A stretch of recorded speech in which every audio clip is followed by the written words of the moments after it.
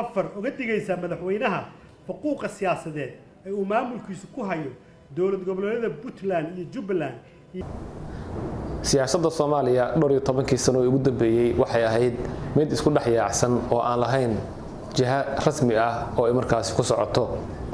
kooxaha mucaaradka ah ee ka soo horjeeda dawladda markaasi jirta waxay isticmaalaan afar qodob oo si joogto ah ay u isticmaalaan. afartaas qodob waxay kala yihiin qodobka koowaad in dastuurka aan lagu dhaqmin oo dastuurka la jabiyay. qodobka labaad waxa weeye in ay burburtay ama ay qarka u saaran tahay burbur dawladnimada Soomaaliya. qodobka saddexaadna waxa weeye in Puntland iyo Jubbaland la keeno ayaga laantoodna aysan waxba suuragelin. qodobka afraad waxa weeye in la qabto doorasho wadar ogol ah.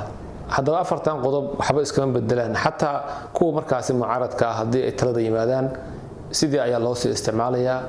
maxaa qaldan marka?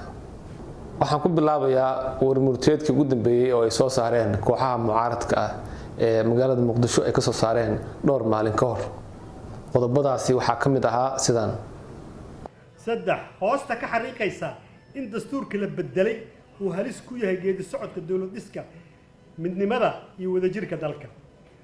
afar uga digaysa madaxweynaha xuquuqa siyaasadeed ee uu maamulkiisu ku hayo dowlad goboleedyada Puntland iyo Jubbaland iyo ficilka xalka sii fogeynaya ee furuudda siyaasadeed looga furayo gobolka Gadow waxayna ku baaqaysaa in la qaado cunqabadeynta saaran deegaanada hoos yimaada dowlad goboleedka. waxaan dib ugu laabanaynaa 2021 xilligii dawladii Maxamed Cabdullaahi Farmaajo oo sidaan kale soo saareen warmurtiyeed kooxdii badbaado qaran.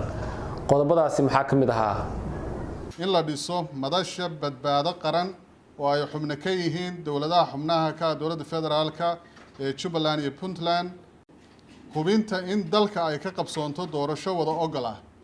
labo badbaadinta qarannimada, midnimada, wadajirka iyo horumarka. mar kale iyo kooxaha mucaaradka Soomaaliya oo 8 sano ka hor soo saaray warmurtiyeed maxaa ka mid ahaa qodobadaasi asagana? tala wadaag arrimaha federaalka iyo dastuurka iyo doorashooyinka. waxay kaloo walaac ka muujiyeen xiriirka sii xumaanaya ee u dhaxeeya dowladda federaalka iyo dowlad goboleedyada.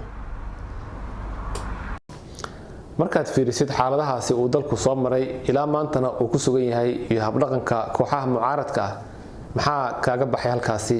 maxaad dareemaysaa? ma dowladnimada Soomaaliya ayaa ku dhisnayn aragti fog? ma dadka siyaasadda ku jira ama u haqal taagaya ayaa ah dad ay soo dirsadeen dawlado kale oo markaasi fulinaya qorshayaal iyo rabitaanka dawlado shisheeye? ma wax kala qaldan? aragtidaada nala wadaag.